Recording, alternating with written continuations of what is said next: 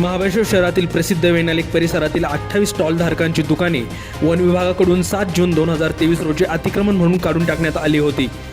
तेव्हापासून हे सर्व स्थानिक लोक खूप अडचणीत आले होते। त्यांच्यावर उपासमारीची वेळ आली।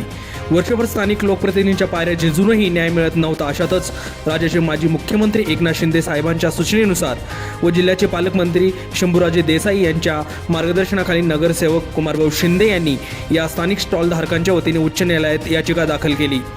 यामध्ये न्यायालयाने सातारा जिल्हाधिकाऱ्यांनी या प्रकरणात 4 आठवड्यात निर्णय घेण्याचे निर्देश दिले। परंतु लोकसभा निवडणुकीची आचारसंहिता व नंतर विधानसभेची आचारसंहिता यात बराच कालावधी लोटला व या प्रकरणावर जिल्हाधिकाऱ्यांनी निर्णय घेतला नाही। यानंतर सुनावणी झाली व तत्कालीन जिल्हाधिकारी जितेंद्र डुडी यांनी या स्टॉलधारकांवर अन्याय झाल्याचं मान्य करून त्यांचे पुनर्वसन करण्याचे मान्यही केले। परंतु अशातच त्यांची बदली झाली। एवढ्यात महाबळेश्वरमध्ये महाराष्ट्र शासनाने पर्यटन महोत्सव करण्याचा निर्णय घेतला। यावेळी या स्टॉलधारकांकडून न्याय मागणीसाठी जलसमाधी आंदोलन करण्यात आले। यानंतर मात्र उपमुख्यमंत्री एकनाथ शिंदे व पालकमंत्री शंभूराजे देसाई यांनी 2 दिवसात या प्रकरणात निर्णय घेण्याचे आदेश जिल्हाधिकाऱ्यांना दिले।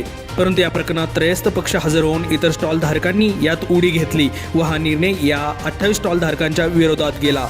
परंतु माजी नगरसेवक कुमारभाऊ शिंदे यांनी हा विषय लावून धरला। सातत्यपूर्व पाठपुराव्यामुळे आज दिनांक 1 नोव्हेंबर 2025 रोजी पालकमंत्री शंभूराजे देसाई यांच्या अध्यक्षतेखाली साताऱ्यात जिल्हाधिकारी कार्यालयात या विषयाबाबत महत्त्वपूर्ण बैठक बोलवण्यात आली व या बैठकीत वेनालेक येथील त्या 28 स्टॉलधारकांना तात्पुरत्या स्वरूपात वेनालेक बोट क्लबच्या बाजूच्या फुटपाथजवळ पर्यायी जागा देण्याचा निर्णय घेण्यात आला।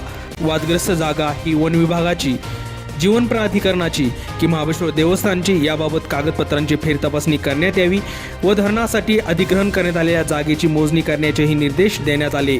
या निर्णयाने गेली 2.5 वर्षापासून उपासमारीची वेळ आलेल्या 28 स्टॉलधारक मात्र आनंदी झाल्याचं चित्र महाबळेश्वरमध्ये पाहायला मिळालं।